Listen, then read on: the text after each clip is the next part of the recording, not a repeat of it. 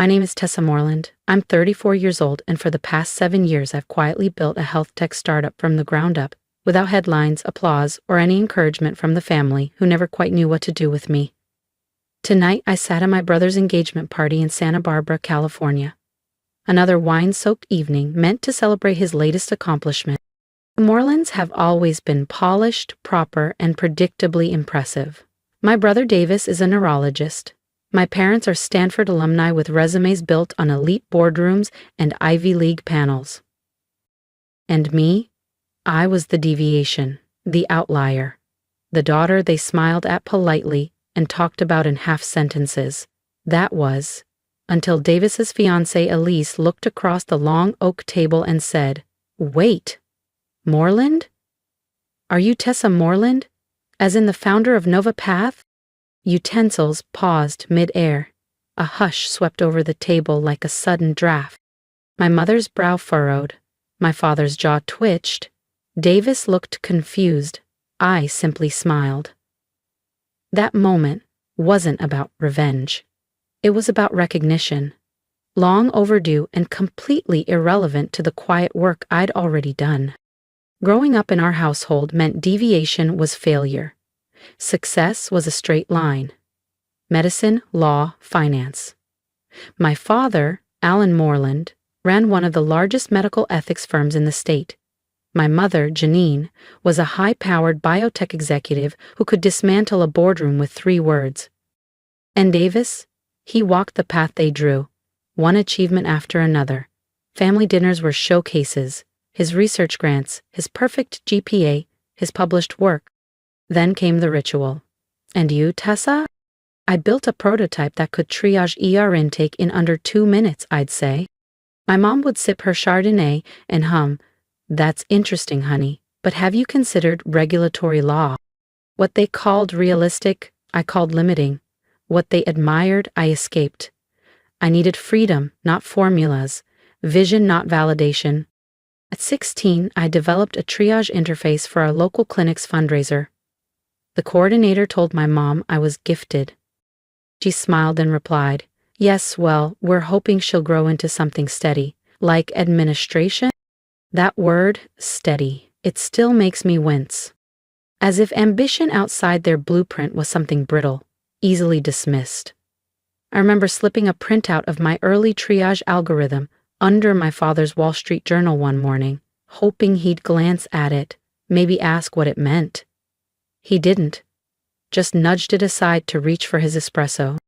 That quiet dismissal cut deeper than if he'd laughed outright. When Davis got accepted into medical school, they threw a catered celebration.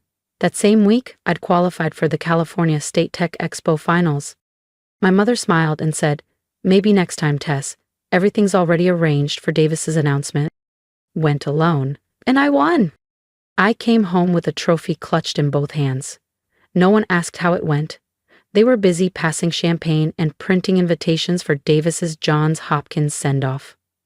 I set the trophy in my closet, not as a symbol of victory, but of truth. Of who I was, even if no one else wanted to see it. That night, I made a silent vow. I would stop chasing their approval. I'd build a life so solid, so visible, it would no longer require their validation. College was my first breath of freedom. I chose a no-name but elite coding institute in Oregon, far from Santa Barbara, and farther from the Moreland name. There, I wasn't Davis's sister. I was Tessa, the one who turned data into stories, systems into solutions. In sophomore year, I met Lena Chen. Lena was brilliant and restless, always challenging norms. We bonded fast, 2 women with chips on our shoulders and fire in our veins.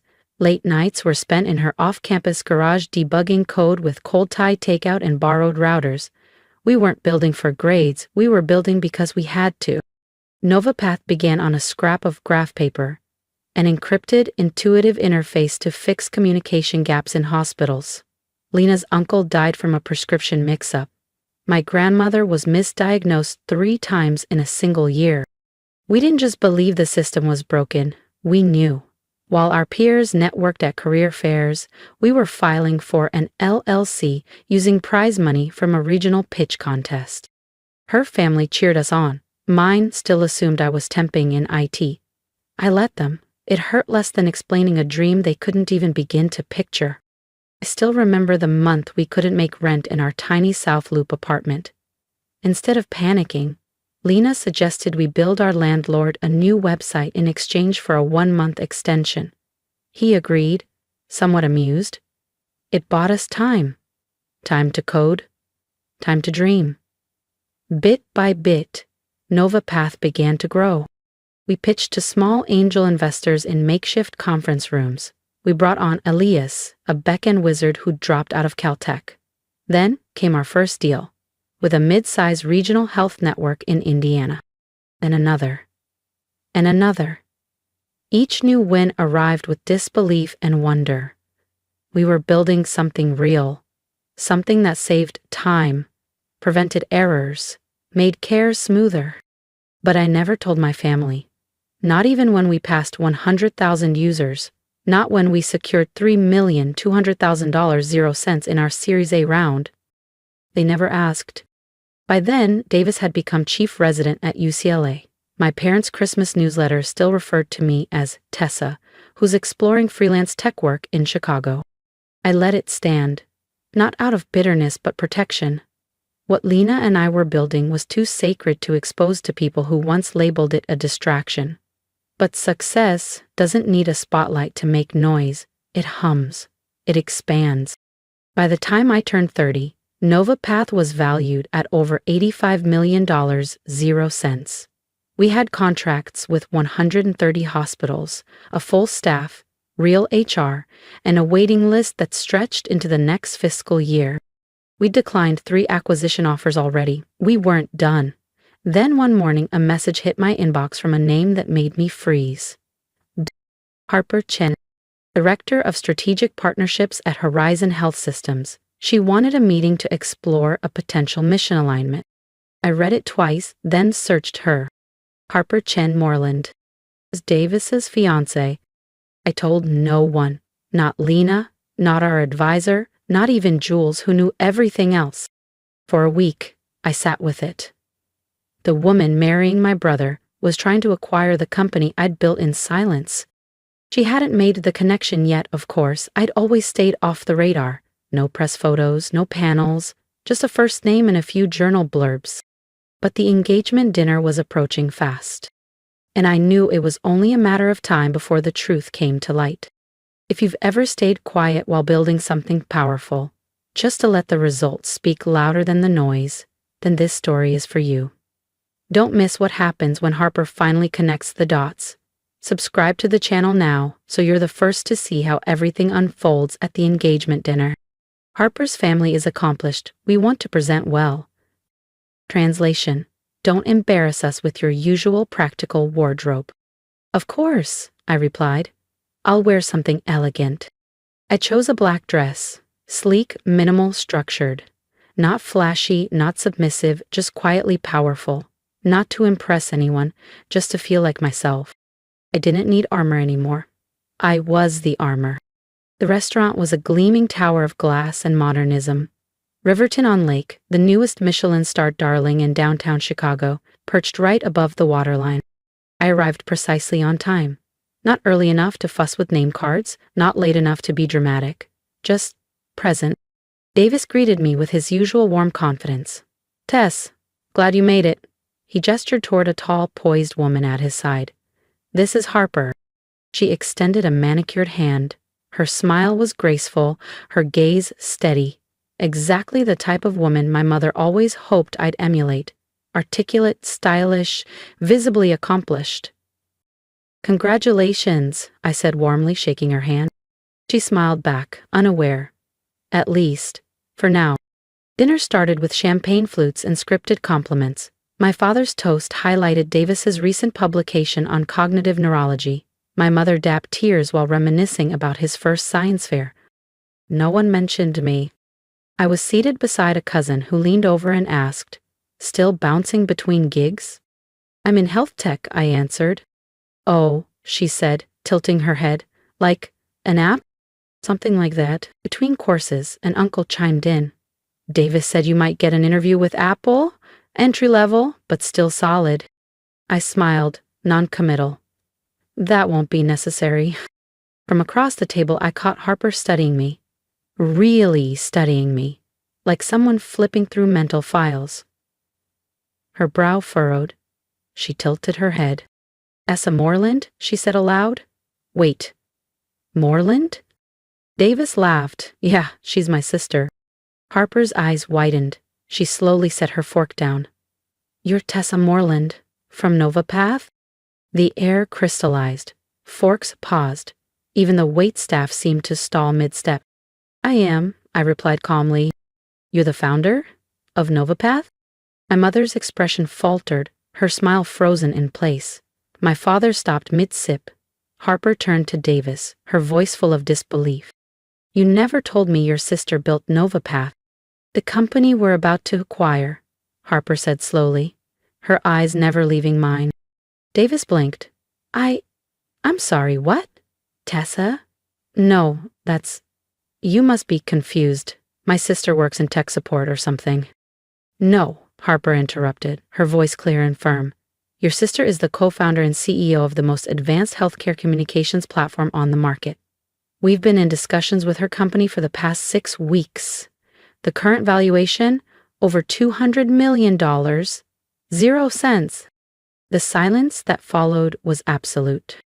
One by one, heads turned toward me. My mother's hand moved to her necklace like it could anchor her. My father's confident posture sagged just slightly, like he was suddenly seeing me for the first time and wasn't sure what to make of it. Davis stared at me, eyes wide. Is that true? He whispered. Yes, I said evenly. We started Novapath in a garage. We now serve over 300 hospitals nationwide. No one spoke. Not even Harper, who now looked at me with a complicated blend of apology and admiration. The rest of the dinner passed in fragments. Aunt Karen asked if I had stock tips. A cousin who once mocked my career path leaned in, all curiosity and fake warmth. My mother, who once told me to aim for law school, mentioned 3 times that she always knew I had a flair for innovation. My father claimed he'd told colleagues about my tech project years ago. I let them say whatever they needed to say. I didn't argue, I didn't explain, I didn't need to. Davis, though, he stayed quiet. The shock hadn't worn off. He picked up his wine glass, missed it, and just sat there with his hand resting flat on the linen, as though he'd forgotten how to move. After dessert, Harper approached me near the floor-to-ceiling windows. I'm sorry, she said quietly. I didn't mean to out you like that. I shook my head. You didn't. That moment was always going to come. Well, she added, her voice soft. You built something that's saving lives. Our team talks about Novapath constantly. Now I know why they're so protective. You built more than a product. You built trust. I nodded. Thank you. And I meant it. That night, I walked to my car without looking back. They finally saw me, but the truth was, I had become everything I needed to be long before they noticed. We need to talk. Brunch tomorrow, 11 a.m. at the Waldron Hotel. That was my mother's message. My father's came 2 minutes later. Proud of you, let's catch up. Davis's text didn't arrive until nearly midnight. It was brief. Why didn't you tell me? I stared at that one the longest. Why hadn't I told them? Because I didn't want to need their recognition. Because I wasn't sure which would hurt more, being dismissed again, or finally being acknowledged, but only after I'd already built everything on my own. Still, I agreed to brunch. Some things needed to be said. They were already seated when I arrived at the Waldron's restaurant in River North. My mother wore pearls and a crisp silk blouse. My father had on his most formal sport coat. They looked less like parents and more like partners attending a board meeting. Like my success suddenly required a shift in tone. Tessa, my father said, rising awkwardly. He half hugged me with unfamiliar stiffness. You look well, my mother added, eyes scanning me like an annual report. She didn't wait. I've been reading everything. The awards, the funding rounds, the growth. It's all impressive. She paused. But Why didn't you share any of this with us? I folded the napkin on my lap. Because the last time I tried, you suggested I apply for a front desk job. That's not fair, my father said, bristling. We were trying to help. No, I replied evenly. You were trying to fix something that wasn't broken. My mother's smile faltered. We didn't understand. The tech space. It felt risky, unstable. And medicine doesn't? I asked gently. Law doesn't?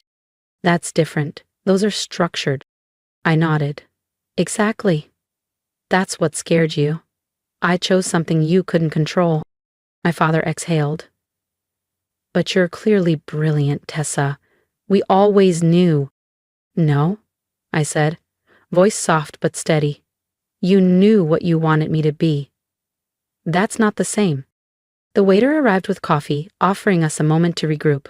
I stirred in cream, collecting myself. I spent years building something I loved, I said, and every time I tried to share it, it felt like shouting into wind. Eventually, I just stopped. We thought you were lost, my mother whispered. I wasn't, I said. I just wasn't yours to direct anymore. The silence that followed was thin, like glass, but it held. We love you, she said. I know, I replied, but love without respect doesn't feel like love. For a moment, my father looked genuinely unsure, like a man who had built a life on being right and was suddenly wondering if, somewhere along the way, he'd gotten something terribly wrong. The rest of brunch passed more gently, less posturing, more listening. They asked real questions about Lena, about the garage in Portland where it all started, about our first nerve-wracking pitch to a regional hospital. My mother even admitted she'd read an article on startup culture, but couldn't understand half the acronyms. It was the most unguarded she'd been in years. We never meant to make you feel small, my father said softly as we reached for the check. You didn't mean to, I replied, but you did. And I had to learn how to grow around that. He nodded slowly. I'm glad you did, even if it wasn't with us. When we left the Waldron, there were no dramatic hugs, no movie-worthy reconciliation. Just a plan to meet again for dinner next week. It was something. A few days later, Davis showed up at my apartment with a bottle of Cabernet and a bakery box. I tried baking, he said sheepishly. It went badly. These are Plan B. I laughed. Classic you. We sat on the floor, backs against the couch, the skyline shimmering through the windows.